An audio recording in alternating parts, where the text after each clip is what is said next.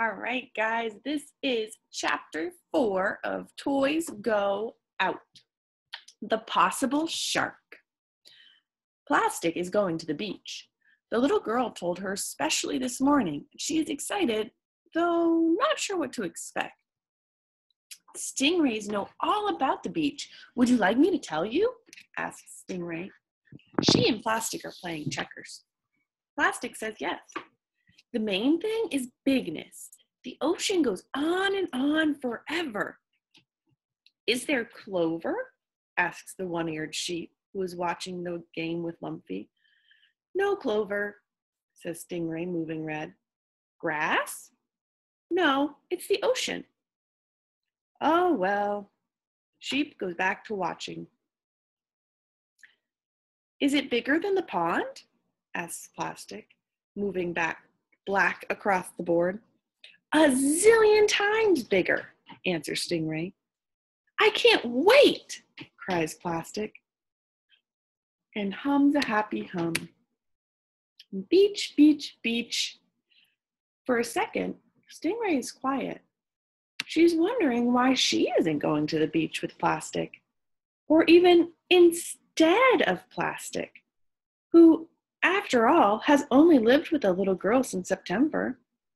You won't like it, Stingray says, finally, hopping red over one of Plastic's black checkers. Yes, I will. Beach, yells Plastic. No, you won't, Stingray repeats. The water goes down further than anybody can see. It's dangerous if you're not a fish. I'm a great floater. Plastic pushes her black checker to the back of the board. King me! It doesn't matter, says Stingray. The beach is only safe for stingrays and salmons and goldfish.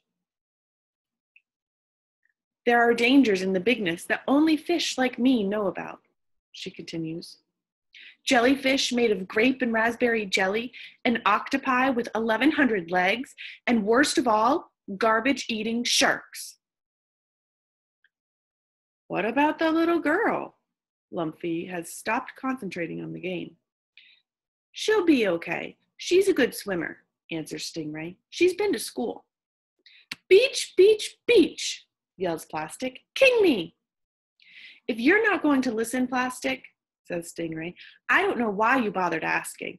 And, she adds, moving away from the checkerboard, I don't feel like playing games. I wonder why Stingray is acting like that. I wonder how she's feeling. I'm listening, says Lumpy. What did you do when you went to the beach and met the garbage-eating shark? Says Stingray, looking carefully at a fancy blue pillow that has captured her attention. Huh? Stingray nibbles on a bit of pillow fringe. Hey, did you really see a shark? Asks Plastic accusingly. Well, mutters Stingray, inspecting the opposite corner of the pillow with great interest. I just know about them, okay? Did you even really go to the beach? Plastic bounces up and down. Stingray crawls under the pillow so her friends can't see her face. Well, not in person. Beach, beach, beach, yells Plastic again, rolling around in circles. Does anyone want to finish the checker game? I have a king. Shut up, Plastic, says Stingray loudly. I hope you go to the beach and never come back. Oh, that's not a nice thing to say. A few minutes later, the little girl packs Plastic in a tote bag along with a cotton blanket, sun protection, and some sand toys, off to go for the day, happy as can be. Back in the bedroom, Stingray has crawled under the blue pillow and won't come out. Why didn't the little girl take me to the beach? She moans. I'm the one who sleeps on the high bed. I'm the one who's a fish.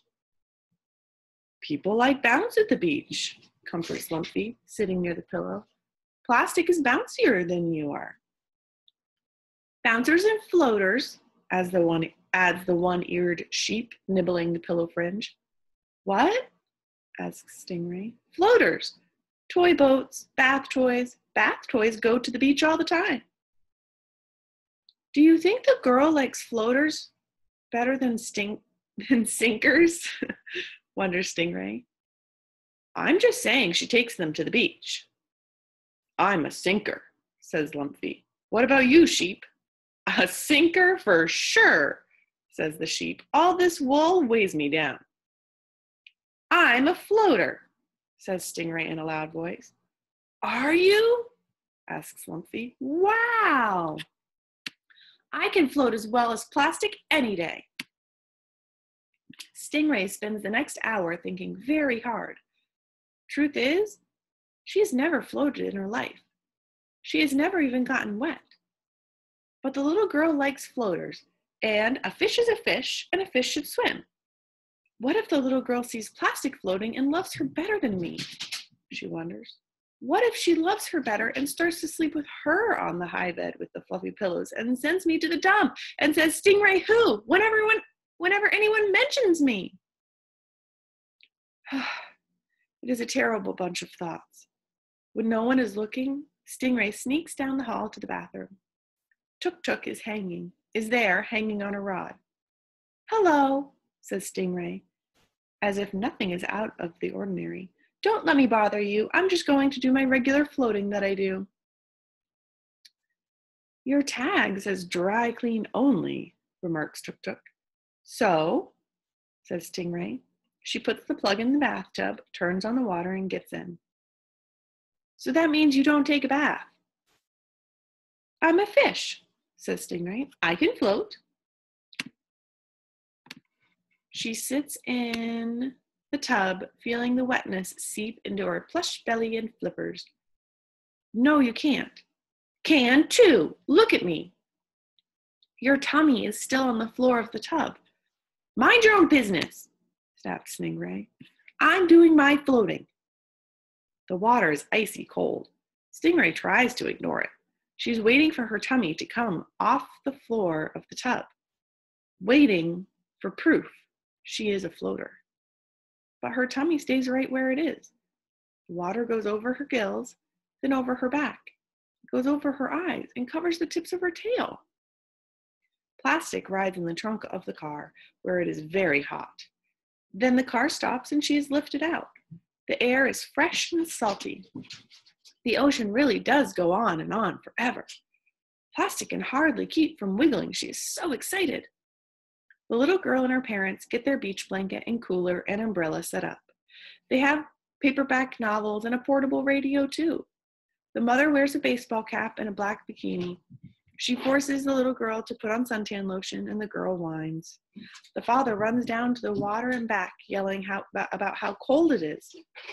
The girl drinks apple juice from a cardboard box. Then, Plastic is tossed right up in the air until she nearly touches the sun. She is rolled through tunnels of damp sand and comes out the other end. She is the center of a game called Keep Away. She is perched on top of a large sandcastle. She is tossed onto the surface of the ocean, where she floats upon the waves, and floats, and floats, for longer than she'd like, floating all by herself. And then she is eaten. An animal with musky, wet fur takes Plastic in its jaws with a sudden snap. She can feel the sharp teeth and the floppy, warm tongue. The creature makes soft grunting noises as it paddles out of the ocean and onto the sand. Plastic tries to wriggle free, but it has her tight. Is it a shark? Plastic wonders. Does it think I'm a tasty piece of garbage? The possible shark trots across the sand, wagging its tail. It heads a long way down the beach. Again, Plastic tries to get out of its grip, but it has a good hold.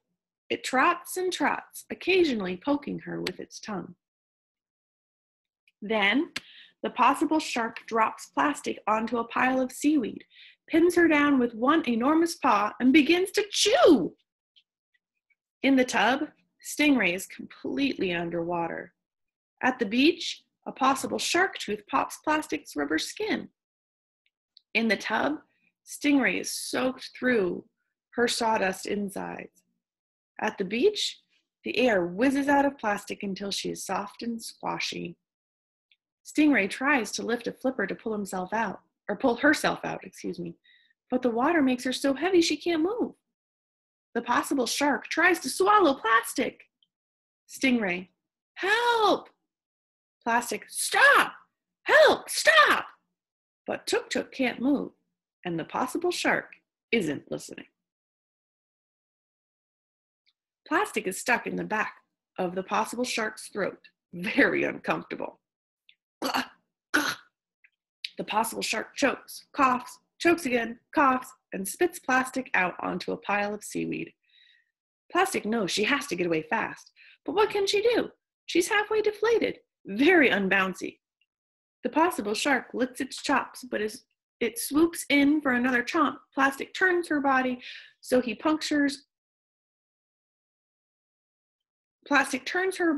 her puncture hole is pointing right at its face. Then she squeezes her rubbery skin together as tight as it will go, pushing her last bit of air out of the puncture with a loud farty noise. The possible shark is confused. It pulls back, it makes a whimpering sound, then it trots away with its tail between its legs. Yippee! Thinks Plastic. I can't stay here though, it might come back and eat me later. The seaweed around her is gray, green, and scraggly. There are clumps of it all over the beach, drifting in and out as the waves skim across the sand. Plastic checks to be sure no one is looking at her, then slips under a big piece. Rolling is hard with so little air inside, but she uses all her strength and moves gently forward and around until she is wrapped thoroughly in seaweed. Then she waits until she hears a big wave crash on the shore. As the ocean water rushes toward her, Plastic rolls along the edge of the water, pretending that the wave has caught this unsuspecting and surprisingly round blob of seaweed, and merely happens to be pulling it along. With each crash of the breakers, Plastic rolls a bit further in the direction of the little girl and her family. Once, a wave really does catch her, and she bangs up hard against a big rock.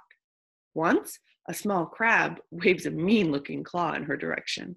And once, a possible shark of a different nature, short legs, curly fur, sniffs her with frightening curiosity. With tremendous effort, Plastic keeps moving until she hears the little girl's voice. Then she slips out of her seaweed cover and bold face rolls back to the beach blanket as fast as she can possibly roll. Stingray is soaked through with cold water and so heavy she cannot move. From the bottom of the tub, she hears a sound. Rubble, glub, glub, glub. Fortunately, her eyes are on the top of her head so she can see what's above her. Lumpy and the one-eared sheep are sitting on the edge of the tub. The rushing sound of the tap makes it impossible to make out what they're saying, and though she is glad to see them, Stingray can't think of how they will rescue her, since both of them are sinkers. After hating her friend all day, she wishes Plastic were here. I was mean to her, thinks Stingray, and now she's gone to the beach and might not ever return.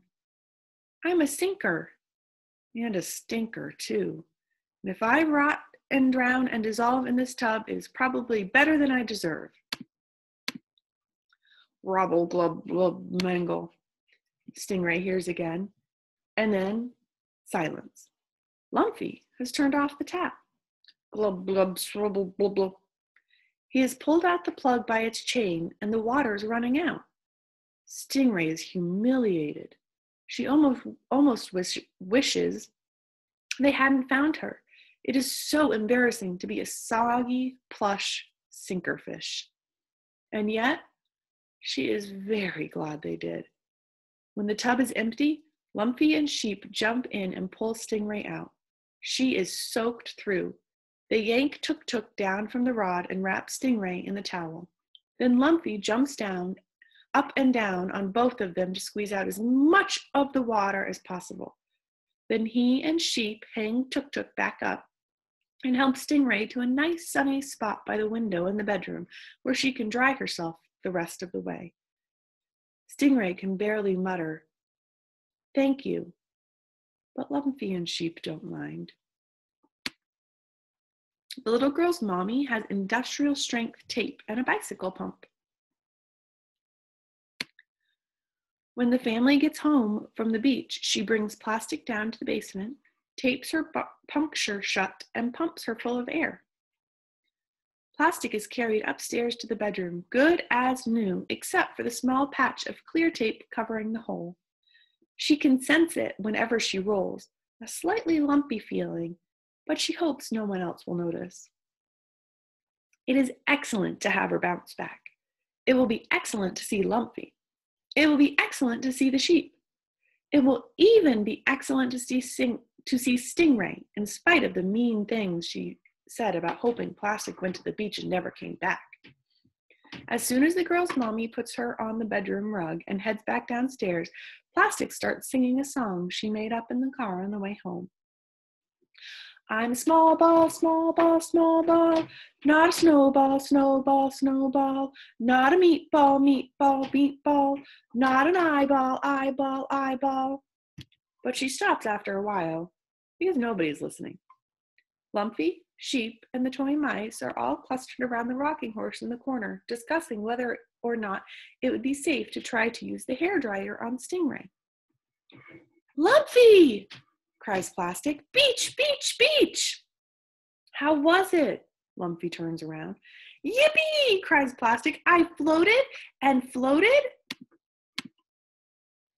Did you see fish? Sharks, says Plastic, with big long legs and waggly tails. They were running all over. Wow, Lumpy is impressed. Did the ocean go on forever? Forever and ever.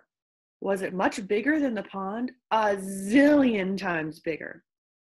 Then Plastic spots Stingray, all damp on the windowsill. What happened? She whispers. She's so soggy. Lumpy explains about the tub. Poor Stingray. Plastic remembers how it felt without her bounce, how she could hardly roll, and how she doesn't want anyone to know. She thinks about how Lumpy is not quite a real buffalo, and Stingray is not quite a real Stingray, but how she is a real ball and can do all the stuff that real balls can do. She feels lucky. Did you know there is more than one kind of stingray? Wonders Plastic in a loud voice, loud enough for Stingray to hear all the way over by the window. I read it in the animal book, she lies.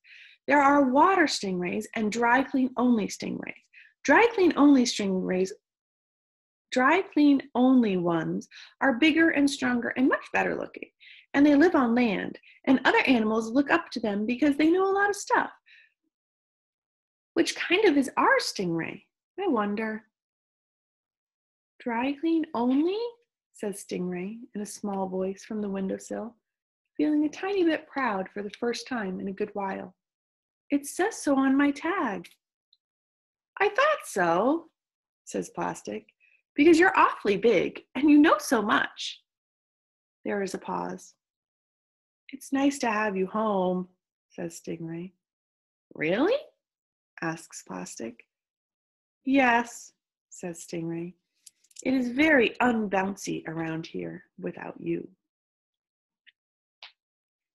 All right, that is the end of this chapter. We will keep going next week.